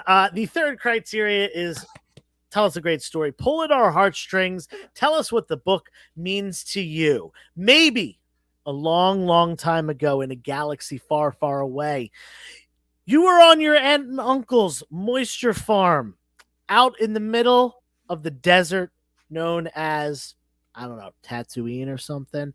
And you were reading your comic book and, a little Tusken Raider group came along and, you got a little spooked. You got a little spooked and you said, I gotta go back to the moisture farm. I gotta let my aunt and uncle know. We gotta lock things down. We gotta hide the droids. We gotta make sure the moisture's still being vapped and all that. Blue milk. Yeah. You gotta get the blue milk so your bones are strong, just in case you have to fight some Tusken Raiders and all that. And you know what? In all that hubbubaloo, and all that nonsense, and all that fright, you drop your comic book when you're running off through the sand towards your speeder. And you know what? With that sand, the wind blows, sand covers it up. You even go back the next day, you dig 47 holes and you still can't find that comic book. It is lost and gone forever. Was it NFL Super Pro #1? It was NFL Super Pro #1 was the book. Specifically, you are a massive fan of terrible Marvel comics from the early 1990s, and that was your favorite book. So what happened was I never saw it again.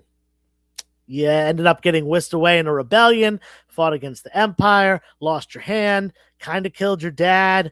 Bunch of stuff happened, kissed your sister a couple times, and now you're an adult. You're an adult with a career as, a retired Jedi, and, you kind of live on an island by yourself, but you finally have that adult money as a retired Jedi on the island by yourself. And even though some girl comes and starts bothering the crap out of you, at the end of the day, when you're done training her, you will be okay because you have adult money now and you can buy that NFL Super Pro #1 and you can retreat to your little hobbit hole and you can read your NFL Super Pro #1 that you purchased for $475.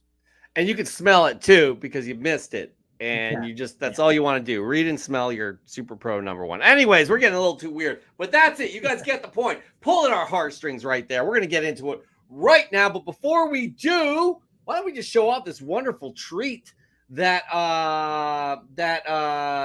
EGS Comics and Spider Dude Comics has given to us for the month of May. This gorgeous, gorgeous Hulk variant. Number 6, the Mr. Garcine variant. It is gorgeous. I do believe it's like a collage there comprised of a whole bunch of other different Hulk looking pictures. It's so cool. It is so cool looking. I love it. On top of that, you can get your CNGO Fresh from the Comic Shop t-shirt at the link below. And let's just get a quick reminder that we have January, February, March, April. We are going to be choosing May. C to the G was our last semifinalist because of COVID, we did not have a show last week. Joe, you were deathly ill with the COVID. I had the flu, not COVID. Yeah. Oh, but it was COVID though, right? The COVID flu? No. Could have sworn they were the same thing. But anyway, so we're gonna show the last week's submissions, starting with Goonish Lurker, and then we'll move on to this week's submissions. So for those that may go up against Mr. C to the G, let's have at it. Goonish, I am excited to showcase the new Vault Comics graphic novel, With Wolf. Dandelion has been Dalen has been previewing their work for this book the last few months, and I pre-ordered it as soon as I was able to put it into my pull box. The art is phenomenal, and it is a must-have for folks who are fans of werewolf lore. Please give this book a chance and support the creators who pour their heart and soul into this kind of art and storytelling. There are so many creators out there, independent creators that are doing their thing. That are doing their thing. People like Swaggle House, I guess people like this Dalen. So yeah, give it a look-see for sure. There's some great stuff out there. Good job, Goonish Lurker. Goonish Lurker. Next up, we have Mark Lineker. For Fresh from the Comic Shop, I bring you Batman 357. It also has some controversy, depending on who you talk to, which website you visit, and even who slabs it.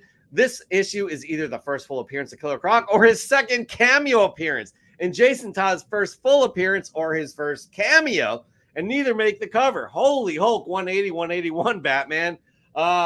Joe, what is your opinion on this book?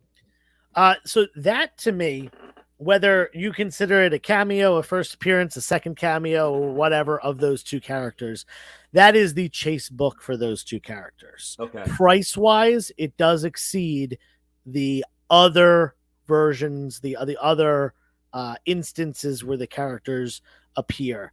To me, I call it the first full appearance of Killer Croc and the first cameo appearance of Jason Todd. That is what I call it. Okay.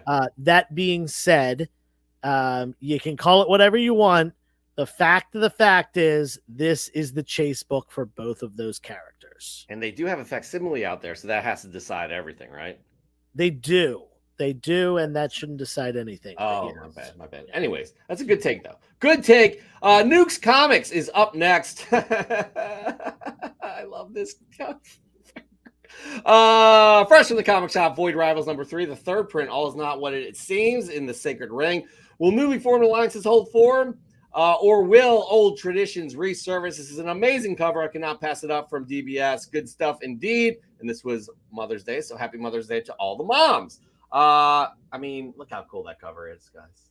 I love me some Void Rivals in the Energon universe. I think you all knew that. Shoot, Joe, we were just jamming through this stuff. What's your first fresh scan of the week? So this, all three books I acquired at the 3-Minute Basement Comic Book Swap. This, do we need to tease it with that picture you sent? No, that'll be my last one. Got it. So this one, I won this in the raffle. Last year I had some insane luck with the raffle, and I won, I think like 6 or 8 raffles. This year I only entered 3 of them, but I went hard on the 3. I put all my tickets spread out across those 3, and I ended up winning one of them. And this was actually donated to the raffle by John Ross, aka Big Daddy Comics, and boom, we got Justice League number 7, single-digit Justice League, early Silver Age, 1961, probably on this, a 10 center. Oh, whoa! I didn't even notice this. What? This is the first time I'm looking at the back. We have a little note here. Hope you enjoy the 3MIB Comic Swap. Congratulations, Big Daddy's Comics 2024. So I'm going to keep it with this board. I'm probably going to rebag it because this is a Mylar top loader. Yeah. But I'm going to keep the same board because really cool that came with it, and it's a pretty sharp copy. It looks good, man. Solid mid-grade book. Really funny cover. Very indicative of the silliness of the 1960s, especially with DC Comics. We have these Justice League characters looking like a funhouse mirror, but they're actually turning into those what they see in the mirror. Such a funny book, and like I said, a single-digit Justice League book, issue 7. You won that. Good work right there. I did. Outstanding job. All right, moving on. We got Nori Jordan in the house, who you met this week. What's that? I did meet him. Yeah, that was exciting.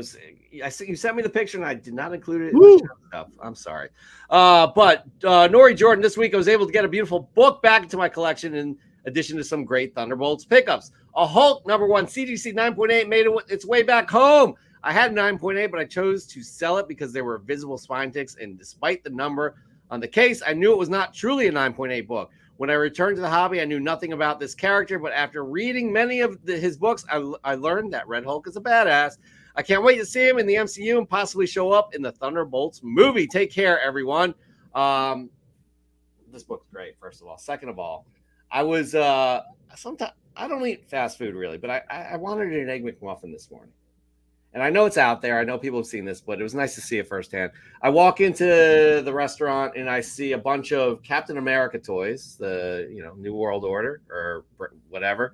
And Brave New World. Yeah, Brave New World. And included in that was there are a bunch of stuffies, little stuffed little guys, including Captain America, the New Falcon, and Red Hulk. So yeah, it was quite interesting. So we're definitely getting Red Hulk. I mean, I'm not Josh's Comics, aka Adam Schefter, but we're definitely getting the Red Hulk. That only confirms it. All right, moving on. I'm going to give you my first fresh get of the week. Let's just get it out of the way. I stopped by a local comic book shop today, picked up my pull list, and look at this beautiful cover of Transformers #8, RC. Nice. Dope. I love it, man. I'm loving this series, guys. These are the ones I'm excited. The 3 books I'm showing you are the ones I'm excited to read as soon. The 1 in 10 right here is beautiful, right there. That's the 1 in 10 cover. I obviously don't have that. It's pretty cool. I cool. like that cover though. Yeah, but this one's really good. I think it's Daniel Warren Johnson. So yeah, yeah, good stuff. All right, moving on. Next up, we have Joe. Who do we have? I don't know. You tell me. I will. I promise you. Raising Elm Comics. Look at this. Comic fam and spoiler alert. Do not read further if you haven't seen the earlier episodes of X-Men 97. Can't say it. I'm not going to say anything. So it's a great setup here. As you can see, you got a little Gambit. You got a little skeleton holding a card that could be. This is really well done. It's a damn shame. This is awesome. I don't want to say it. I mean, obviously, if you haven't seen the episode, you're kind of getting what's going on. Should I read it, Joe? I would refrain, but I think that this speaks for itself. Yeah, it's really tugging on some heartstrings at the same time as it's visually appealing and yeah, exactly. All the stuff that we look for. Yeah. Joe, give us your second fresh get of the. All right, second fresh get of the week. I'm gonna take this sticker off because I did not pay the price on this sticker. I got a great deal on this book. Actually, it said $175. I did not pay that much for it. I was very happy to add this to my collection. Y'all know that I am big on the pre-code horror stuff, pre-code, especially EC Comics. They had 5 titles that really I collect. Those are Vault of Horror, Tales from the Crypt, Haunt of Fear, Crime Suspense Stories, and Shock Suspense Stories. And this is one that I did not have. Crime Suspense Stories number 26. I want to say this is the second to last issue, if I remember correctly. I think it goes up to 27 issues. And I didn't have this one. We have a guy getting pushed in front of a moving train, something that you should probably not do in your free time. It could be dangerous. And low-grade copy. It's got a little bit of marker up here and the bottom staples detached, but presents fine and is complete. And that's all I really care about with these pre-code issues. So this one going in my personal collection, staying with me. And then if I eventually want to upgrade it, I can do so. Yeah, that book looks great, man. Did he have a cigarette also flying from his hand? Is that what that is? No, he's got his hat's flying off. Oh, okay. I thought that. Okay, it's a piece of the train. I thought was a cigarette. Oh, yeah. There's the you're talking about right here. Yeah. That's like some kind of tube on the train or something like that. That looks awesome, man. Jolting Tales of Tension. Yeah, great stuff. Love the. Do you ever pull those out and read those? Yeah. Oh man, I try not to do it with my fragile ones, but that one I'll probably do that with because that one, like I said, has a bottom staples detached, but it seems to be pretty nice otherwise. So Yeah. that might be a good, I'm not going to mess it up anymore. Good candidate to like flip through. Just the art is freaking awesome. No, it looks amazing. Okay, I think right there though. Let me see something real quick here because I think that Raising Elm was the last one from last week, unless this one. I think maybe. Okay. Tell me. Check the date. I think Josh's Comics has one. I don't know if it's this week or last week. Hold on, Josh. I'm bringing you up on screen. Get ready. Josh, was yours this week or last week? Too bad you're muted. Oh, he's muted. Last week? Okay, so this was from last week. We're going to show it. Bye. All right, here we go. Josh's Comics. Josh is crushing these, man. I love it. Where is he? Okay, City Sirens, number 10, another great issue and cover from the run. I love the Sirens run and the stories that play out in it. Definitely need to pick up the omnibus run on it. I would love to see a live action Siren show or even movie one day. These three ladies steal my heart. So why not my money or time? Enjoy this fresh from the comic shop. That's really well done. Guys, that's getting creative, having fun with the overall imagery and everything surrounding it and having it relate back to that. So well done, Joshua. Well done indeed. All right. So right there, I'm going to cut it off for this past week. So we have a decision to make here, Joe, from the Yes, and just so the audience knows what we're doing. We are picking a winner from last week, but we still have your stuff from this week that we'll show. Don't worry, this is from last week. If we didn't show your stuff from this week yet, it's coming. And the only person the semifinalist for May right now is C to the G. So this person is going to go up against C to the G. Perfect. Here we go. What do we have? We have quite a bit. I do like Goonish bringing in some lesser known materials here, I have to say. Yeah. And Goonish has done this a couple times with some self-funded and Kickstarter indie books, and always great to showcase new upcoming writers and stuff like that. So that's definitely really cool and that stands out. Absolutely. Another one stands out. Oh, Joe, you do the next one. Which one what stands out to you? Is Raising Elm is he's eligible. He's eligible. I mean, everything about that one just really that hits with me for sure. Yeah. It's so good. It's so damn good. Yeah, it's very, very cool. Everything from just the placement of the book and just the background and everything that's put together. Whew. Yes, for sure. And then there's another one that I like. And again, I'm not being biased, please, but it's a good example of how of depth of field right there. Having the focus on the subject of your picture, which is this comic book right here. Yeah. I like how everything else falls out of focus. So that's a very good example of what that is. Yeah, so, it's a very good example of a book that Jeff really likes to read, and he's showing it favoritism. And it's a good one. It's a good one. But Nukes always does some great like angles and depth of field stuff. So, but we have to have a decision here. And let's bring the judge in. Joe, I have a decision that of a book that I'd like to move on. Yeah, me too. Hello, Joe. Hello, Your Honor. We're back in court. Gentlemen, welcome. Dan Delatorre here in pro se. Court is now in session. Present your case. So Joe, do you want to go first or do you want me to go first? Yeah, it's hard to vote for anything other than Raising Elm. That's unanimous for me. Judge, do you accept this proposition that we are going to have Raising Elm move on to the semifinals, the first semifinals in May? I do indeed. It is too gorgeous of a picture to just push off to the wayside. I'm also ruling in favor of Raising Elm. Okay. And it's a newsie. It is a newsie. That's right. So, Judge, gonna get you some paper here. The paperwork. Got it. Okay.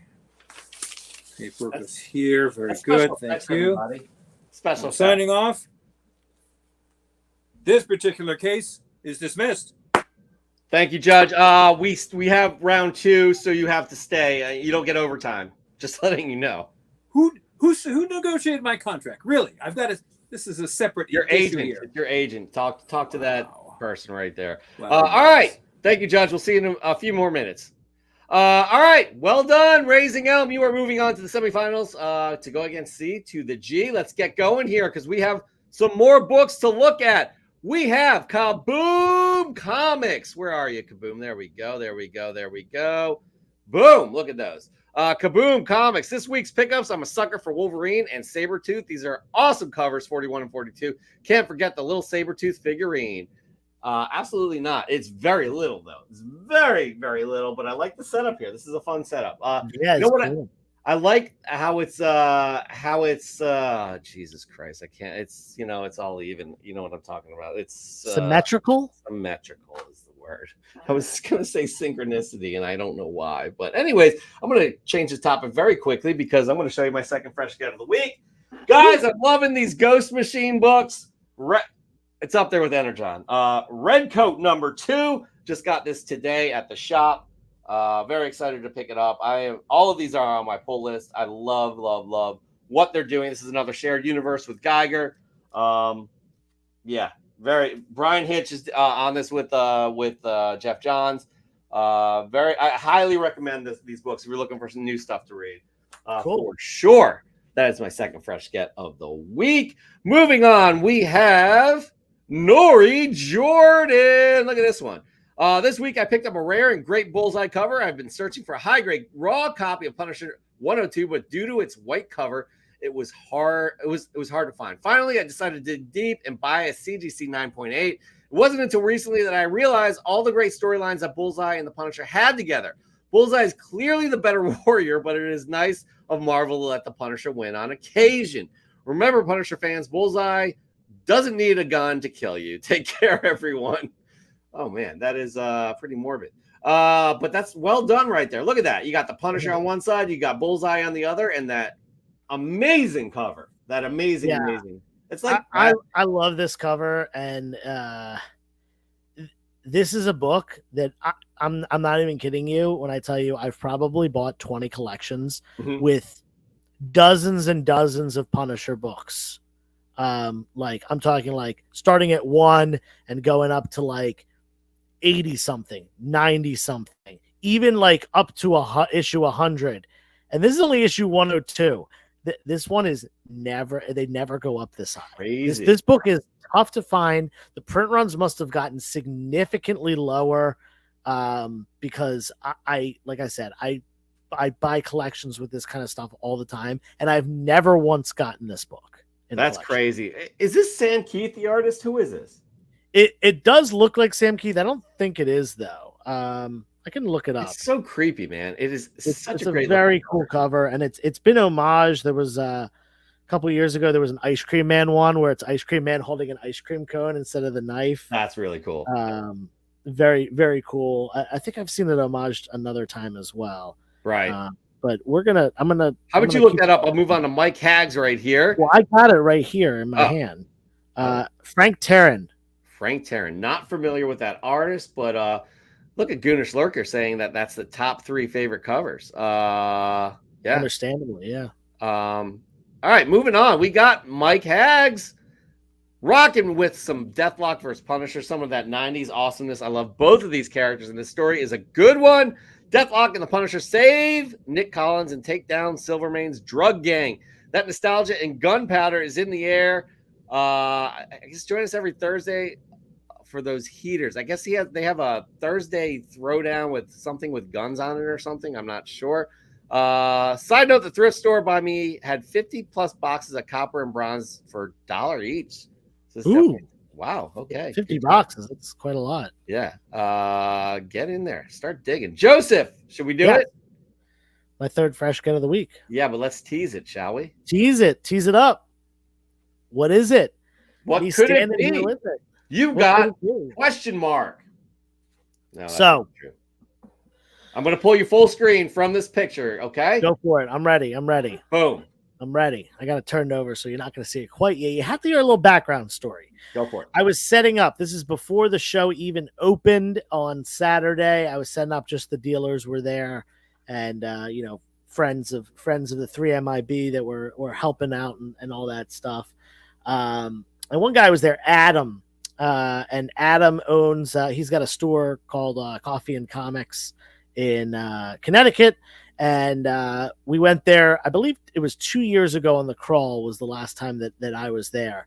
And when I was there, I bought a Crow #1 first print off of him. It was an upgrade for me. I had a 9.0 at the time, and he had a 9.4 for sale, and I bought that as an upgrade. Sold off my 9.0. Well, if you've been watching this channel, my channel, you know I picked up a 9.8 first print a couple months ago, and I've had my 9.4 up for sale for a little bit. Hasn't sold yet, and it was sitting on my wall. And he said, "Is that the one you got from me?" And I said, "Yep, yeah, that was the one that I got from you." And he goes, "Any chance that you would trade it?" And I was like, "Yeah, like you want it back?" He goes, I do. Like I got that raw. I sent it in myself. I'd love to get it back in my collection." And I was like, crazy. "Okay, man, let's see what you got." So he brought over some books, and I was like, "Yeah, I don't really." It was nothing I really wanted for my PC, and I usually when I do trades, I usually like to get stuff for my PC, more so than getting books, just other books to sell.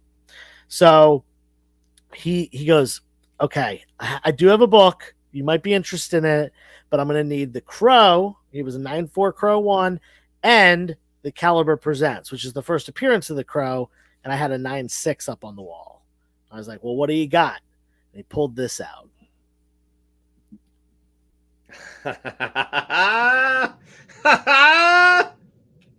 So this is sharp.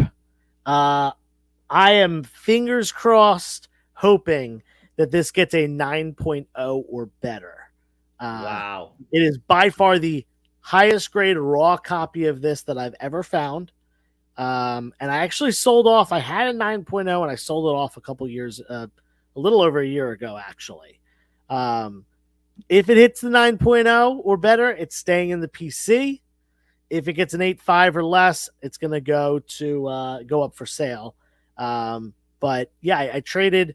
I was like debating on it because it's kind of around the same value as those two books. And I said, sweeten the deal a little bit. And he threw in like a really solid looking Silver Age ASM book, a Mysterio cover. Oh, nice. And it's probably an upgrade to my PC. So I was like, deal. Let's make this happen. ASM 129, first appearance of the Punisher. There have been a lot of Punisher books shown tonight in the comic shop. Here's a great way to cap it off for me. Like I said, 9.0 or better, staying with me. If not, I'll sell it, and the hunt continues for a 9.0 or better copy. That is beautiful. What was your reaction when he pulled it out? I was like, "Oh, that might make the deal happen." Yeah. And he told me, he was like, I think it's a 9.0.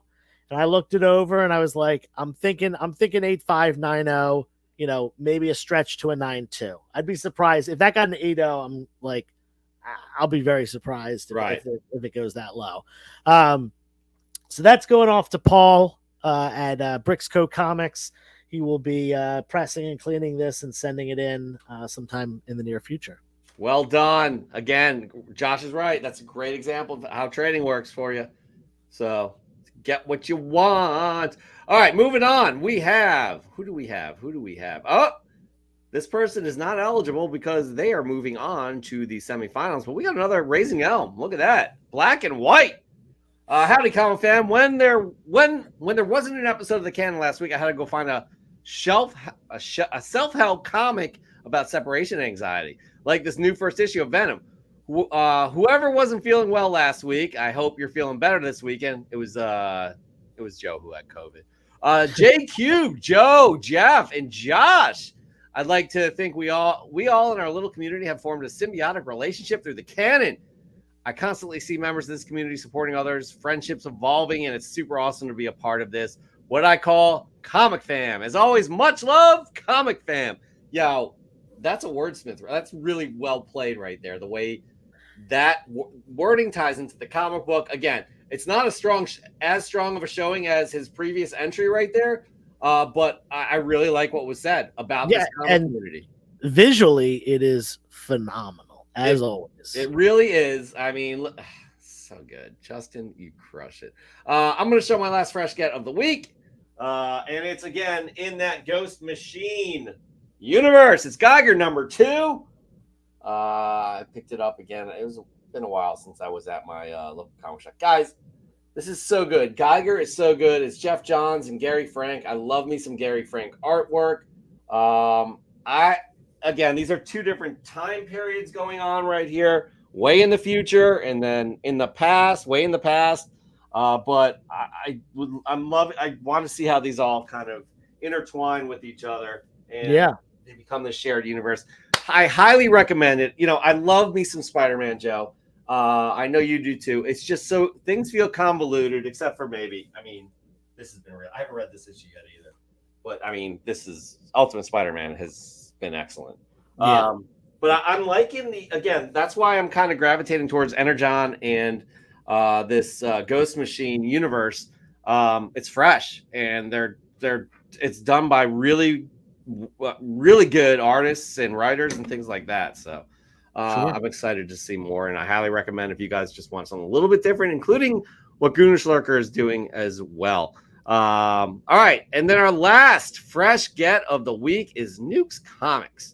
I love this cover, but this run, Joe. Fresh to the comic shop, Amazing Spider-Man 71. Kindred haunts Spider-Man and will stop at nothing to hurt him and those around him. Will Harry and Carly escape Ravencroft? Will MJ and Peter? Who says run-fills can't be fun-filled? I picked this up from DBS. Good stuff indeed. Again, great cover, a nice depth of field shot right there. But yeah, that's another fresh in the comic shop right there. Yeah, and listen, look at the clock right now. We're going over the 10 o'clock mark, so big shout out to everyone who's still with us. Thank you. Like, subscribe, do all that stuff. We're gonna make this quick though. We have to decide. Joe, which one stuck out for you? Oh man, so we talked about the cool setup and stuff in the beginning with Kabooms. That's the first one that really stuck out to me, and I think it was actually the first one we put up. Love that it not only has these 2 new comic books, you know, the Wolverine and Sabretooth. It's also got Funko Pops. I think they're both Wolverine, it looks like. The little Sabretooth figure in the middle. The centerpiece, that Wolverine looks like art piece in the back. And then we got 2 slabs, both with Wolverine on the cover. We got the Hulk 340 classic cover. We got the first appearance of Omega Red over there. Awesome setup.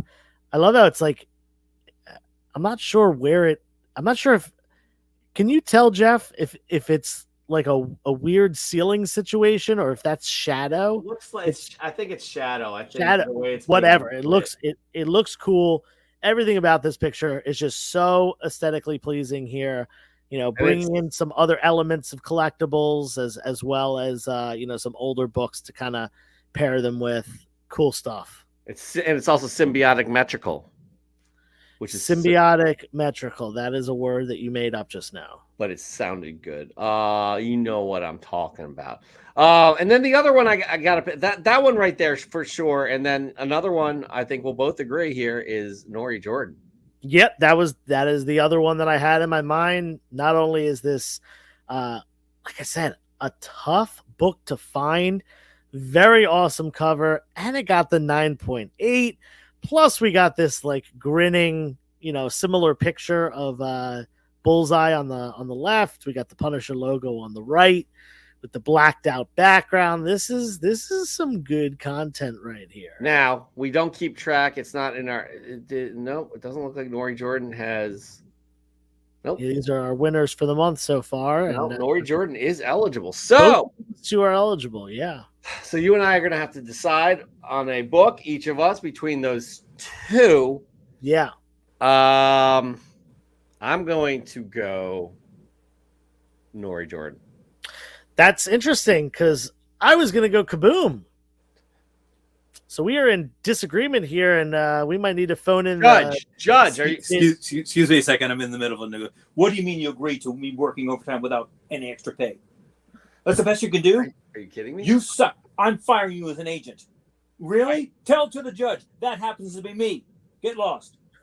Hi. How you How guys doing? professional is that? This is Sorry. I had some negotiations behind the scenes. So Yeah. what are we talking about, gentlemen? What's our next case? Yeah, we need your help. By the way, 3 Men in a Basement in the house. Woo!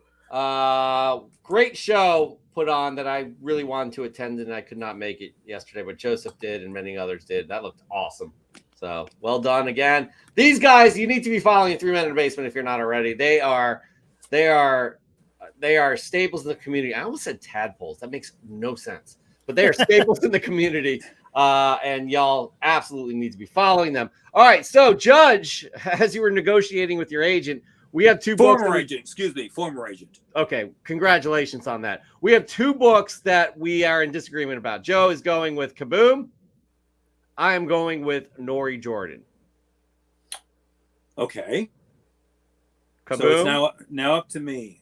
Yeah, you're the judge. That's why we hired you. I'm going to go, even though I like the Nori Jordan book, but the picture rather, I like the Kaboom picture for this reason. On top of the collage that he has here, the topper for me was the Wolverine,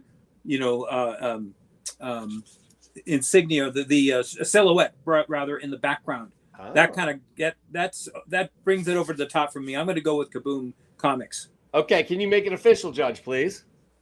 I shall now make this official. Kaboom Studios, Kaboom Comics. You are the winner for this week. Case dismissed. Moving on to the semifinals, we'll find out who you're going up against next week with Fresh from the Comic Shop. Judge, thank you very much. Please, I don't know how to put this. But you, please act a little bit more professional when you're coming into our arena here. We hired you. You have a retainer. You technically work for us, even though you're above the law in some capacity. I'm very above the law. You keep that in mind, young man. But I will find a new agent by this time next week. Thank you, sir. If anybody want to put their hat in the ring for the Judge De La Torre's new agent, please feel free to contact Comic Book Canon. We will be sure to refer you on to this lovely young man. Good day, Judge De La Torre. Good day. Thank you, sir. Joe.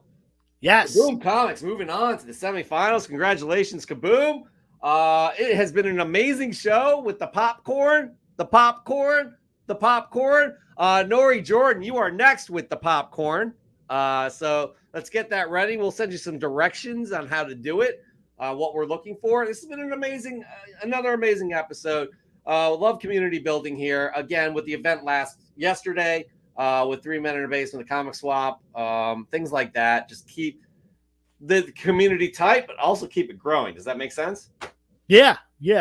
That's the way to do it, and that's the way the 3 Men in a Basement guys do it. That's the way we try to do it here. Is we got our close-knit community, but we want to grow that community. We don't want to gatekeep. We don't want to make people feel unwelcome. We want to make people feel welcome. We had Noah, who's in the chat here. He's 22 years old. He's a kid, and he came out with a bunch of old guys and did karaoke after the show, and that's awesome. Great. It's great. So yeah, I had such a great time this weekend, and Jim is correct. The highlight of the weekend was my karaoke. I do appreciate that. Definitely from the video, absolutely. Yeah. Again, thank you to Immortal Scruffy. It's nice to get to know you, you people even more. So I think we'll roll that on as our outro. If you all want to see that again, get to know Scruffy. Joe, it's always a pleasure. I know, we're past 10 right now. It's exhausting because we all work day jobs.